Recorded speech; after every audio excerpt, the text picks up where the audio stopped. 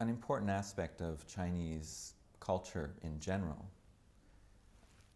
and even more so the religious dimensions of Chinese culture, is the centrality of the body and the cultivation of the body to what it is to live a good life and to live even a good religious life. And to understand that, I think it's important to avoid a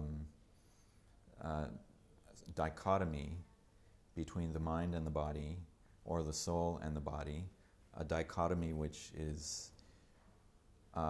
derives from a certain history of thinking, of Western philosophy, and of perhaps a few centuries of history of Western religion.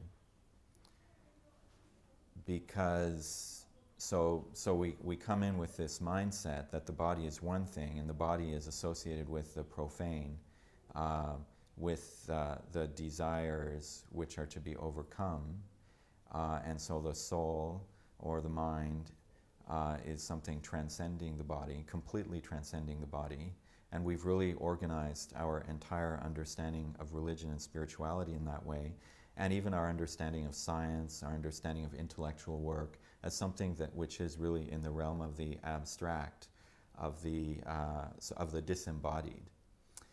And so I think this is one of the big challenges that a Chinese cosmology poses to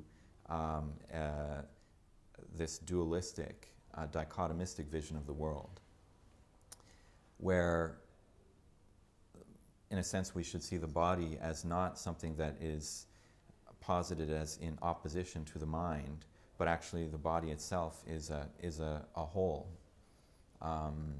And this body has many functions, including mental functions. So it has various functions of processing, of circulating, of feeling, of thinking, of intellectualizing. All of these are functions of one body. And so, and there has been a concern then in the Chinese tradition for how we can regulate all these functions. So we have so many different powers, so many different energies, so many different capacities which arise from our body taken as a whole, including our different organs, including our heart, our brain, and all of the different functions that they have. So how can all of these different functions be coordinated together? How can we manage the relationships between all of these different functions? And at the core of this is what we could translate in a certain sense as the force of life itself, so which is called qi, right? So the force which gives us growth, which nourishes all of the different functions that we have. So how can we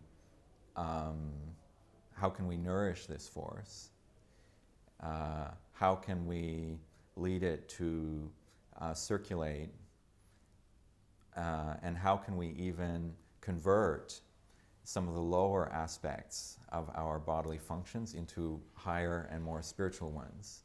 So there still is, we're not talking about no distinction at all between the material and the spiritual, for example. So there is, but it's more seen as a continuum.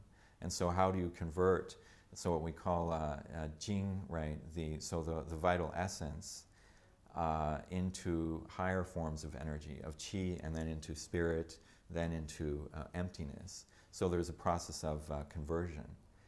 And so this kind of concern with the body, nourishing of the body, these technologies of the body, if you wish, or these technologies of the self-cultivation of the body, are really central to so many different types of practices in the Chinese tradition.